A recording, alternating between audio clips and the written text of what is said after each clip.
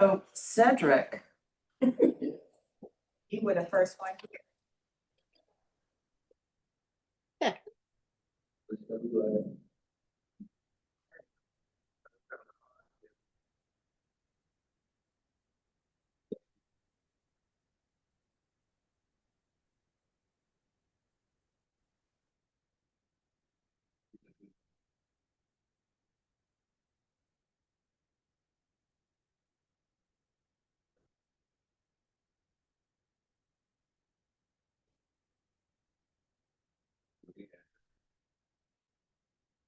amen. Words that Daniel lived. Yourself in front of the Lord and see what he has to say. So, I gave this lesson an additional title of Wise Men and Fools. We have three foolish pagan kings here that we see in contrast to Daniel this week. And so let's recall that wisdom is an important theme for Daniel.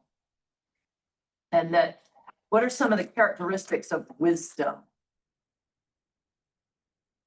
in Daniel? Daniel. Yes, Yeah. yes. Yeah, it's some diplomacy, some savvy. Use the word a little cunning. Yeah. There's also some strength of character behind it. It's not just something that you think. It's something that you live and you do. So let's look at how we see wisdom from Daniel today and how we don't see it from these pagan kings. So the first chapter 4, that episode is generally called The Madness of King Nebuchadnezzar. So what does the king do at the beginning of chapter 4? Makes a proclamation to everyone, all the nations, all the people, about Most High God Yes, and how he has performed miraculous signs and wonders for him. yes. For him, yes. And to whom does he claim to be king? Over whom does he claim to be king? All peoples, nations, and languages, dwelling all the earth. Exactly, exactly. Oh, bless his little heart. Right. Good morning. Good morning. Welcome. Thank you. Yeah, when we get together, I can move down. I'm Mary Elizabeth. Nice to meet you. John, I was gonna move next to you. You guys can sit right here.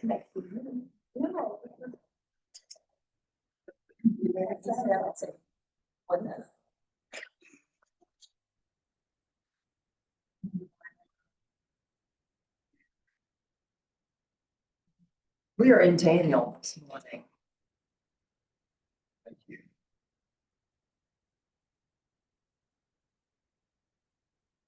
So yeah, old Nebuchadnezzar in Daniel chapter 4 seems to have a rather elevated view of himself. Humility is not one of his vices. And yeah, Daniel chapter 4. Yeah, flip to the middle, there's Psalms, and then just a little bit after that.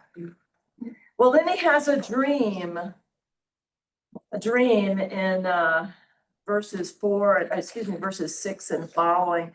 And what is his dream? Pretty. Yeah, about a tree. And is it a scraggly little Charlie Brown tree? No, it's a big tree, right? Animals live under it. It can feed all flesh. Everybody can get their food from it. And then what happens to the tree? Yeah, it gets cut down, right? All its branches are cut off, its leaves are stripped, its fruit is scattered, the beasts flee, the birds fly away, and there's a little stump, and then the stump is bound, right? And as we've seen before, right, old Nebuchadnezzar needs someone to interpret his dream for him. And he calls all of his soothsayers, his magicians, everybody, right? But who is the one who can? It's Daniel, right, right. And what does Daniel say the dream means? Yeah, yeah, and particularly what's gonna happen to him. Yeah, and where's what, he's gonna have a little specific personal problem. Oh,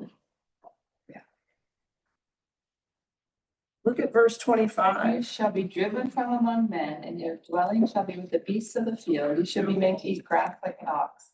And you shall be wet with the dew of heaven, and 7 times shall pass over you till you know that the Most High rules the kingdom of men and gives it to him who will. Yes, absolutely. And a time is a year, evidently, yeah. So yeah, you're gonna go bonkers. You're gonna run around in the wilderness like a wild animal until you get it through your head that it's God that's in charge. Right? Now, needless to say, that's bad news for Nebuchadnezzar. But Belshazzar, right, Daniel, he shows his savviness in the way that he presents the dream to the king. What does he say back in verse 19 that kind of softens the blow? Dream interpreter alarmed Belshazzar answered, "My lord, may the dream apply to those who hate you, and its interpretation to your enemies." Yeah, he says, I hope this is about your enemies. Oh, it's really about you. Right. So he tries to soften the blow a little bit. But here is this word that Daniel has proclaimed. And remember, we also said one of the things about wise words is they come true. They have power in them. So sure enough, in verse 28, old Nebuchadnezzar, in verse 29, he's walking on the roof of the royal palace, which, by the way, Babylon, what wonder of the ancient world was in Babylon? Hanging gardens, right? So here he is in this incredibly opulent setting, king of this great superpower of the world at that time. And what does he say to himself in verse 30? Somebody read that for us. He said, "Is not this the great Babylon I have built as the royal residence by my mighty power and for the glory of my majesty?" Right. Yay me. Yay me. And what happens? That's when he loses it. Yeah. That's Yeah, off into La La Land. Yeah, and sure enough, then he goes mad. He goes and lives out in the wild among the beasts. I love that detail in 33. His hair grew as long as eagle's feathers, and his nails were like bird's claws. It's like shades of Howard Hughes, you know, at the end of his life, you know, that just wackadoodle. And then in verse 34, what happens? He got his reason back. Yeah. Did he do anything to bring his reason back? No. What Ezekiel would say, this is an example of what? Yeah, undeserved mercy, radical grace, right? So the king should catch on at this point that he has everything from God, including his own sanity. And then, of course, he offers what in response? Right. Yeah, prayers of praise. Exactly. But notice in 36, has he really learned his lesson? At the same time, my reason returned to me, and for the glory of my kingdom, my majesty and splendor returned to me. Whose splendor? Whose majesty? Right. Mine. Still more great, this was bad. Yeah, yeah, Bounce back, suckers. yeah, yeah. And, but I praise God. Really I do. Really I do. He says in verse 37. How does this story recapitulate or mirror Israel's own story? That God continues to pursue. Yeah, And every time, even though, you know, they never come there, they go back to the idol. absolutely, Never back to absolutely, the idol. absolutely. That's that circle. Yeah. And sometimes that idol was what great structure that Solomon had built. The temple itself, going in, offering your sacrifices, look at us, religious us. Hey, at church every Sunday, right? But really, we're all about us. It's Israel's story all over again.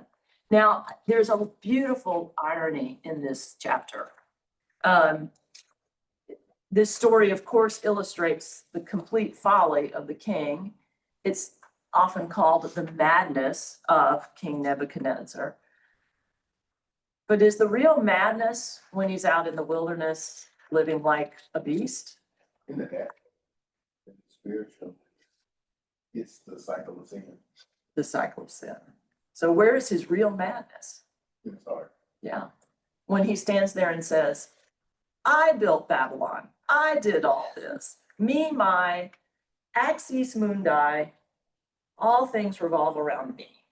That's the real madness. Now, is this before or after God sends Nebuchadnezzar down to Judah to take it over? So he has already Okay. conquered. Yeah. Because remember now, Daniel is in Babylon. He is in exile, right? So, yeah, so, and that's another thing to point out. To some degree, Nebuchadnezzar is right. He is the great emperor. Now, it's not of the whole world, not even of his own whole known world, but he is large and in charge of the big bad superpower of the time. But he lets that go to his head. Yeah. Well, time passes by and we have a new King Belshazzar now in chapter 5. Biblical history here gets a little sketchy. Belshazzar was actually never a king. He was the crown prince under Nabonidus who succeeded Nebuchadnezzar. And we're not real clear how he did that. He never claimed to be a child or a descendant. Not real clear how Nabonidus came to the throne. He comes to the throne, and for several years, he is south of the kingdom on an extended campaign for reasons that are also not clear. But while he's gone, his son, the crown prince, Belshazzar, functions as his regent. So that's who this character is. So Belshazzar, here called King Belshazzar, has a big feast, right?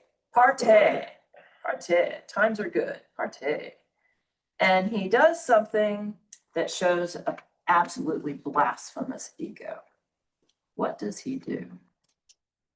They drink from the cups from the temple that they had taken. Exactly. And they toast, they praise their idols while they're drinking. Absolutely. Yeah. Yeah. I mean, talk about cultural appropriation and insult here, right? But yeah, so the precious goods that they have seized from the temple, he decides to pull out and put it on the party table and use it as part of an idolatrous celebration. Yeah. So what happens? We all know the phrase. Handwriting on the wall, his hand appears and writes Mene Mene Tekel Parsin on the wall. Of course, they can't read it, right? Which is pretty ironic because cuneiform, right? One of the most complicated languages on the planet. This was probably written in Aramaic or Hebrew, much simpler script. So this handwriting appears on the wall, and this guy who thinks he's large in his charge, he's host of the big party. What happens to him in verse 6? King's color changed and his thoughts alarmed him. His limbs gave way and his knees knocked together. Exactly. And Okay. yeah, and then in verse 7, he I don't know. cried aloud, help! Yeah, yeah. So Daniel was called because the queen has the good sense, the wisdom. Yeah, yeah, yeah, yeah. So they call Daniel, whom the queen remembers had been a wise advisor for Nebuchadnezzar. And Daniel comes, and how does he show his good character in verse 17?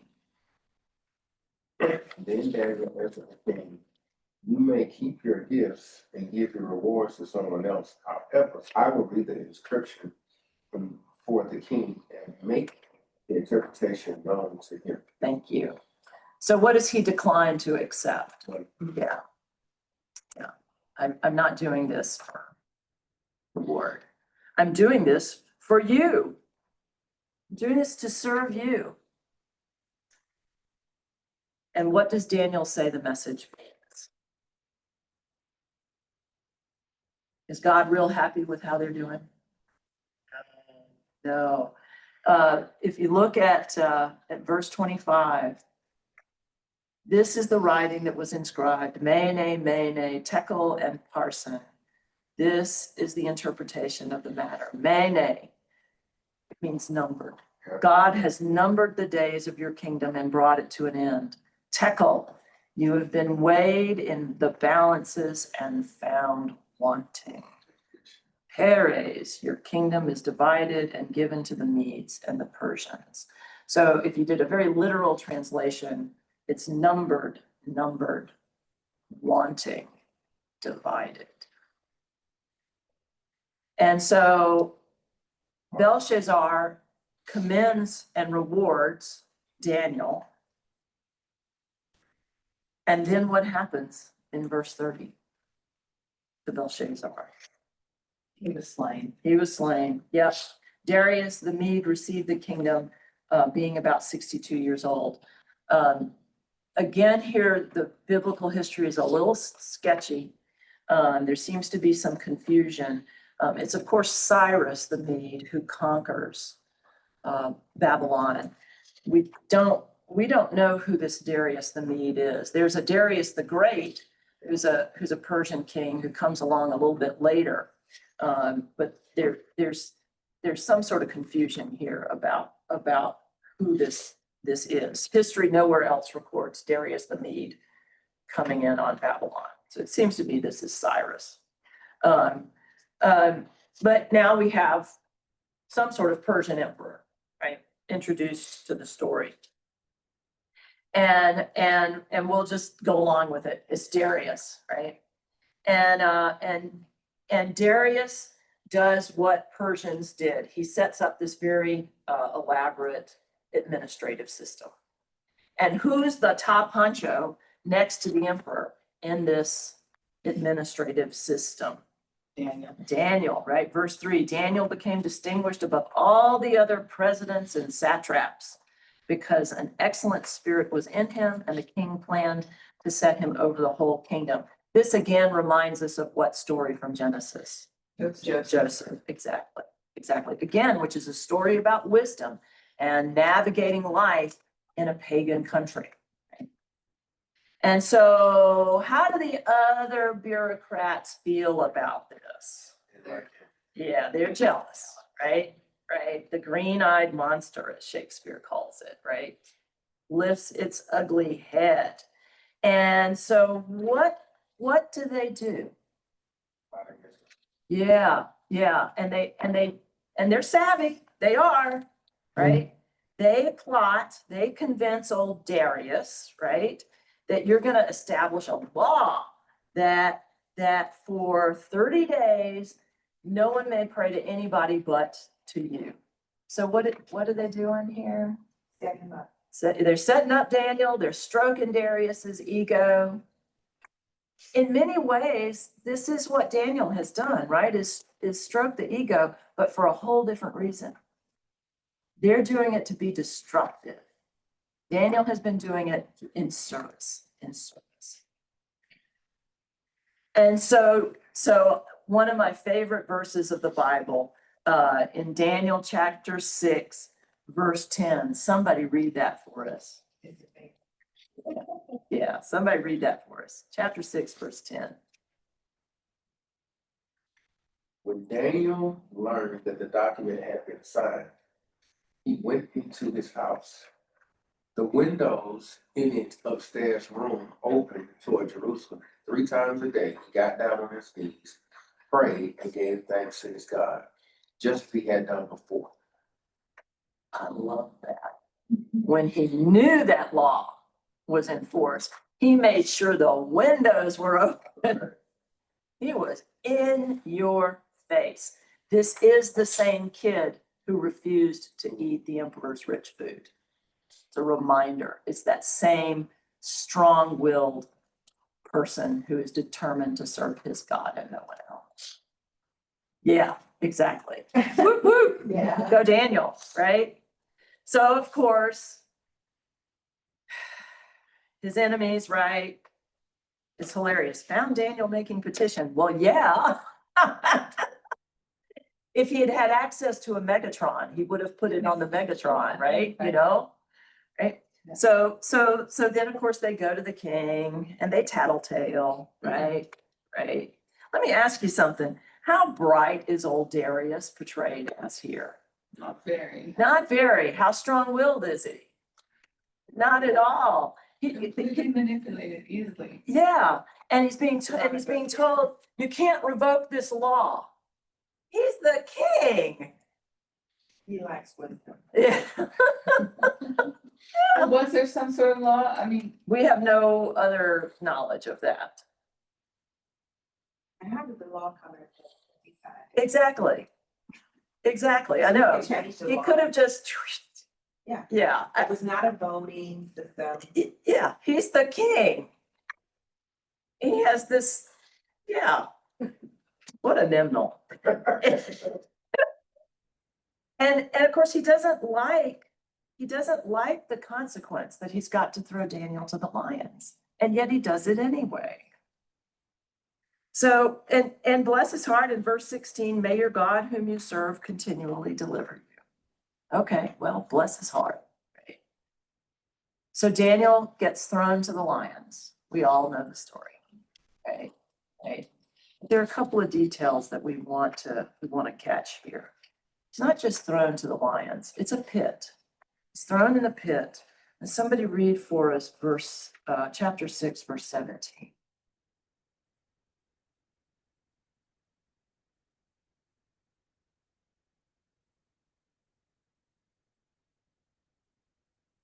Chapter 6, verse 17. A stone was brought and placed on the mouth of the den. The king sealed it with his own Signet, yeah. signet ring with his signet rings of his nobles, so that nothing in regard to Daniel could be changed. Thank you. What detail jumped out at us as Christians? A stone was placed over Stone that. was placed over it. Yeah. Yeah. The Celtic church loved this story. They also loved the fiery furnace story. Some of those great Celtic crosses, the stone carved crosses. You'll see Daniel with lions on either side. You'll see the 3 friends with the flames around them, and a 4th person walking among them. This is a really important story in Celtic Christianity. And I think the reason is clear. This really does prefigure Jesus' death and resurrection, or his burial and his resurrection, right? Notice the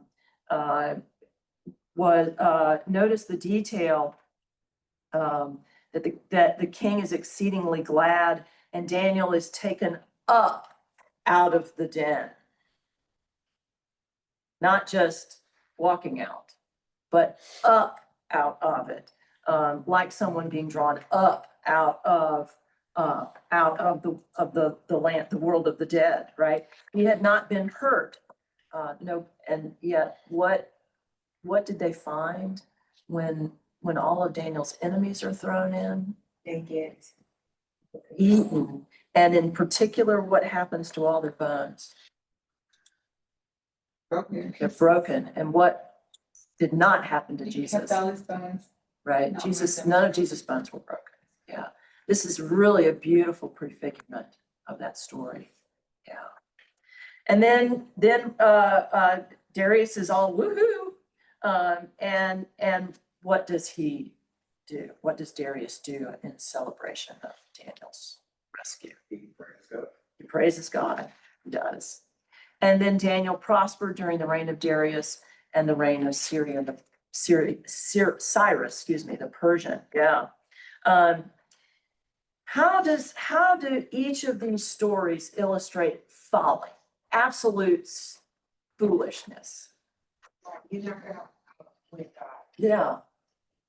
Yeah, Just follow him. You're not gonna win. right.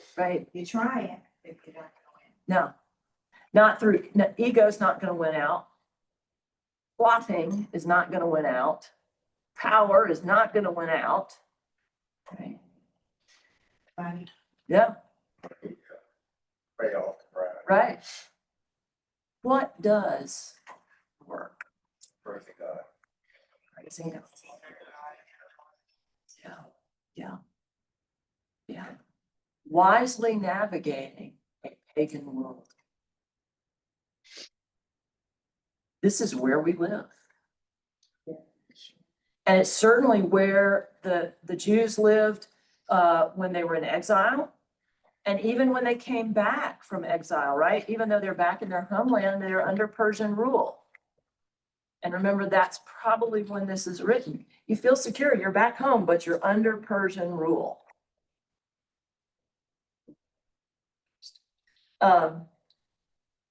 So if you were going to write yourself a set of instructions for this week, living in a pagan world, what would you remind yourself to do to be wise? Seek ye first the kingdom of God. Oh, I love that. Yeah. Yeah. What else? Stay on the path of righteousness. Yeah. No matter. Yeah. Even if it costs you something. Yeah. Because, a lot of times, like let's just say in the workplace, right? You were told that you have to do something, or you have to sign something, and if you don't, there's this law. You lose your job. Right. Yeah. Yeah. The thing that keeps sticking out to me is that like now we're in like a goal driven world, so it's like whatever it is, like, oh, doing well, wait, like whatever the goals are. And once you get that, you still have something. But that part, and too, even in the process, it's like, you can't do it by yourself, you gotta get a coach. You can't do it by yourself, you gotta get a coach, right? And I feel that the one thing that keeps stepping out to me is that these kings, they have bad company, they have bad advice. Yes. The people around them are not, Yes. Preach. supporting them in godly ways, Yes. like they're just like, Yes. yes, we're gonna help you do your best, Yeah. Yeah. That's so significant, so like in this story with Daniel, he is around them, he's in a position, but they're not in a close enough position where they hear him until it's like almost too late. They hired other people who are yes people. Exactly. Yes. right, Yes. okay, Yes. Very much so. Very much so. And why does Daniel do stuff? Does he do stuff for his own sake? No. No. No. For the glory of God and to serve this even the pagan king. I'm Yeah. trying to help you. Yeah. If Nebuchadnezzar had never made that idiotic statement. I am the origin of my own success. He could have avoided the judgment that fell upon him. Ezekiel would love this, right? Because it's both personal responsibility and radical grace together. Yeah. Other comments, thoughts, questions?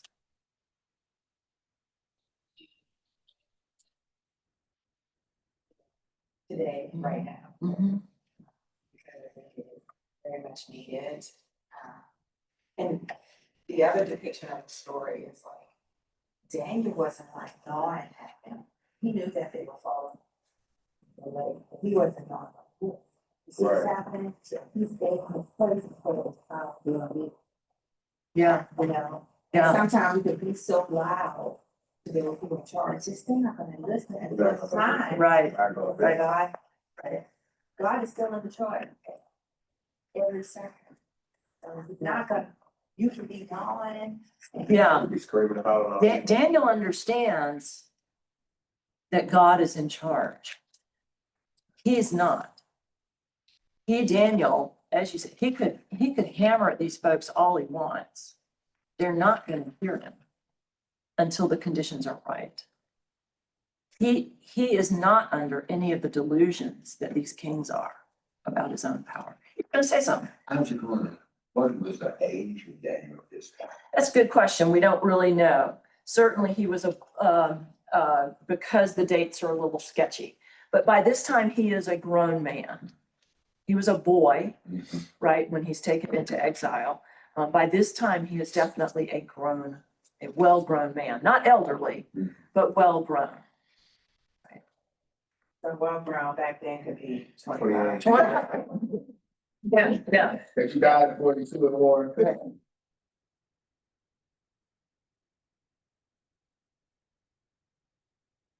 Well, next week, we turn our attention to Daniel's great visions. The book shifts away from narrative and to the great visions of the book of Daniel, which is, as we talked about, is apocalyptic, very, very in line with the book of Revelation in that regard in terms of genre. So it's going to feel different. But at the same time, it's going to lean into this same themes of that the pagan powers of this world are not in charge. That ultimately it is God who is in charge. And ironically, though, still we have personal responsibility in the face of that. Well, go in peace to serve the Lord who delivers us out of the lion's den. Bye, Charlene. Bye-bye.